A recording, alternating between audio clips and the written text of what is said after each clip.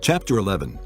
When Jabin, king of Hazor, heard of this, he sent word to Jobab, king of Madon, to the kings of Shimron and Akshaph, and to the northern kings who were in the mountains, in the Arabah south of Kinnereth, in the western foothills, and in Naphoth Dor on the west, to the Canaanites in the east and west, to the Amorites, Hittites, Perizzites, and Jebusites in the hill country, and to the Hivites below Hermon, in the region of Mizpah.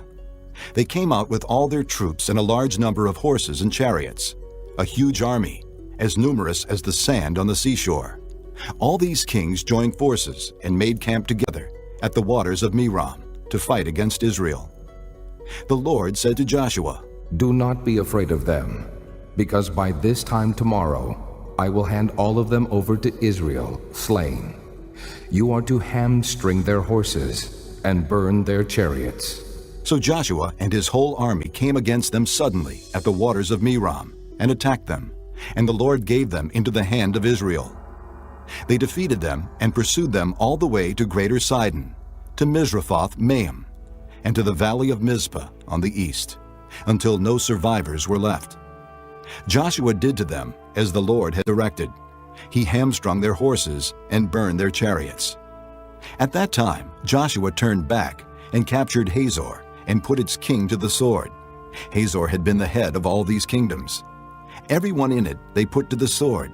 They totally destroyed them, not sparing anything that breathed, and he burned up Hazor itself.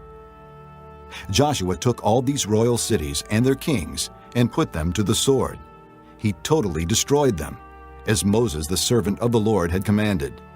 Yet Israel did not burn any of the cities built on their mounds, except Hazor, which Joshua burned. The Israelites carried off for themselves all the plunder and livestock of these cities, but all the people they put to the sword until they completely destroyed them, not sparing anyone that breathed. As the Lord commanded his servant Moses, so Moses commanded Joshua, and Joshua did it. He left nothing undone of all that the Lord commanded Moses. So Joshua took this entire land, the hill country, all the Negev, the whole region of Goshen, the western foothills, the Arabah, and the mountains of Israel with their foothills, from Mount Halak, which rises towards Seir, to Baal Gad, in the valley of Lebanon, below Mount Hermon. He captured all their kings and struck them down, putting them to death. Joshua waged war against all these kings for a long time. Except for the Hivites living in Gibeon, not one city made a treaty of peace with the Israelites, who took them all in battle. For it was the Lord himself who hardened their hearts to wage war against Israel, so that he might destroy them totally, exterminating them without mercy, as the Lord had commanded Moses. At that time Joshua went and destroyed the Anakites from the hill country, from Hebron, Debir, and Anab, from all the hill country of Judah, and from all the hill country of Israel. Joshua totally destroyed them and their towns. No Anakites were left in Israelite territory. Only in Gaza, Gath, and Ashdod did any survive.